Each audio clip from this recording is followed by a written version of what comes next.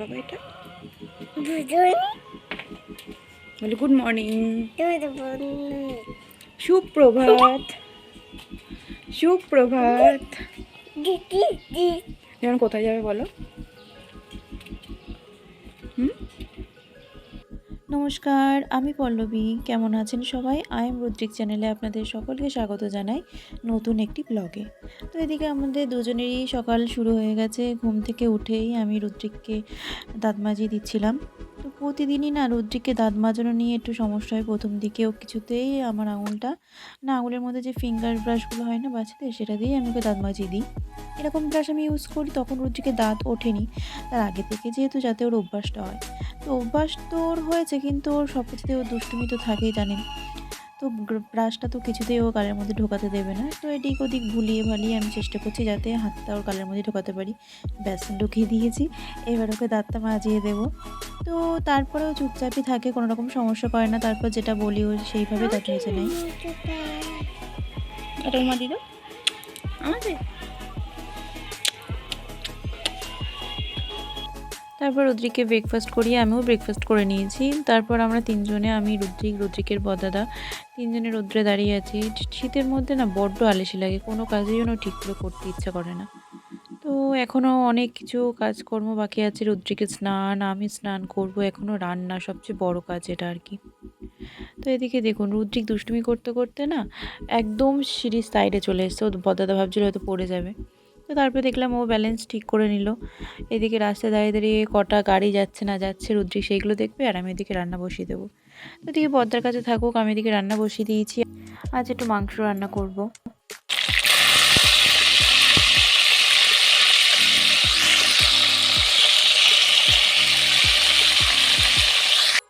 আমি এদিকে নুন হলুদ দিয়ে আলুটা ভেজে নিলাম। তো মাংস জিনিসটা না আমার খুবই সহজ রান্না বলে মনে হয়। যেহেতু কোনো রকমে একসাথে ম্যারিনেট করে নিলাম, ম্যারিনেট করে কড়ার মধ্যে দিয়ে দিলাম, একটু কষলাম, ব্যাস হয়ে গেল। সেটা আমার সবচেয়ে সহজ বলে মনে হয় মাংস রান্নাটা। তো সেই জন্য একের থেকে তো আলিশির আমার শেষ নেই, বিশেষ করে শীতকালে।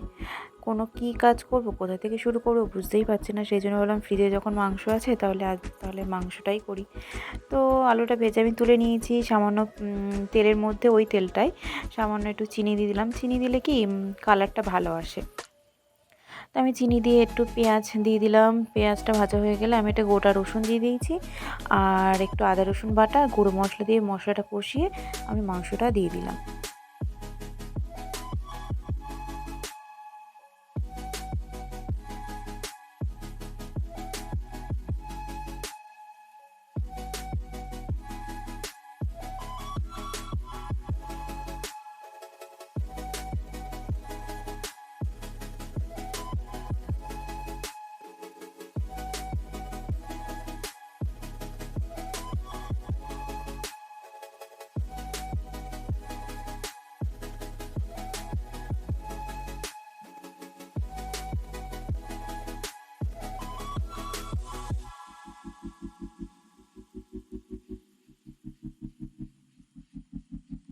তো আমার রান্না এখানে একদম কমপ্লিট। আজ একটু কষা কষা করেছি, কারণ ঝোলটা না একঘেয়েমি হয়ে যাচ্ছে, তাই ভাবলাম আজকে একটু কষা মাংস করব।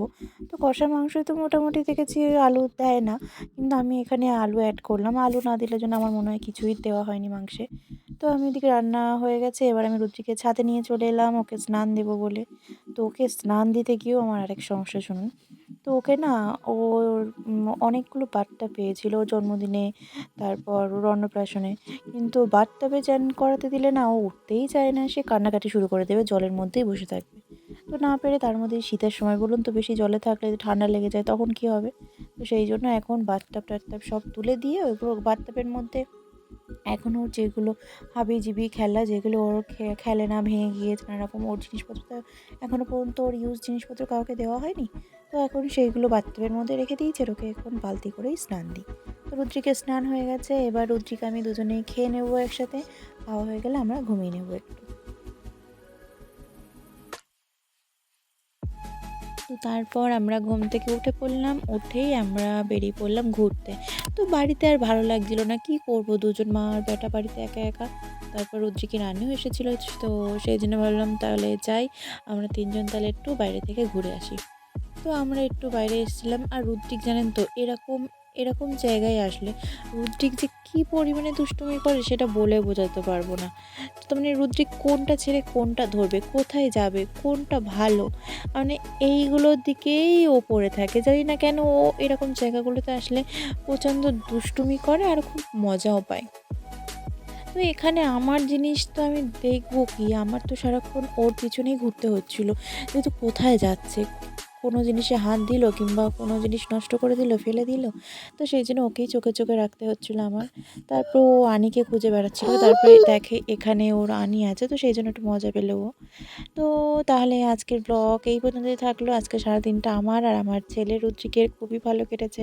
আপনারা সবাই ভালো থাকবেন, সুস্থ থাকবেন। আমাদের চ্যানেলটা ভালো লেগে থাকলে তাহলে সাবস্ক্রাইব করে দেবেন। ধন্যবাদ। টাটা।